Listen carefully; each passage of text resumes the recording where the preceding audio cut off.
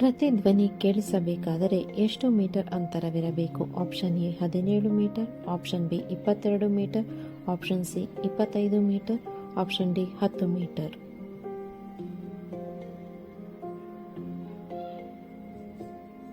ಉತ್ತರ option A 17 metre. ರೋಗಿಗಳ ರೋಗಾಣು ಸಿದ್ಧಾಂತವನ್ನು ನೀಡಿದವರು ಯಾರು?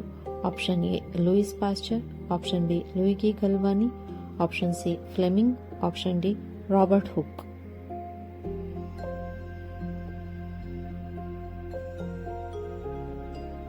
ಉತ್ತರ ಆಪ್ಷನ್ ಎ ಲೂಯಿಸ್ ಪಾಶ್ಚರ್.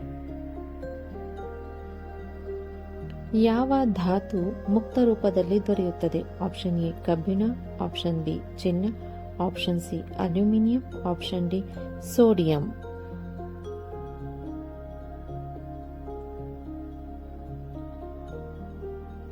ಉತ್ತರ ಆಪ್ಷನ್ ಬಿ ಚಿನ್ನ. ಬೆಕ್ಕಿನ ವೈಜ್ಞಾನಿಕ ಹೆಸರೇನು? Option A Felis catus, option B Felis tigris, option C Felis leo, option D ಯಾವುದೂ ಅಲ್ಲ.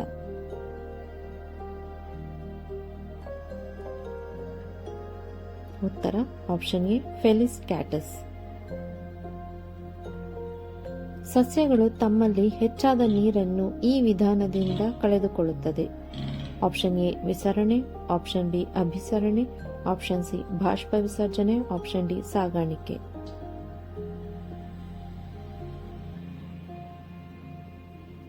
ಉತ್ತರ ಆಪ್ಷನ್ ಸಿ ಬಾಷ್ಪ ವಿಸರ್ಜನೆ.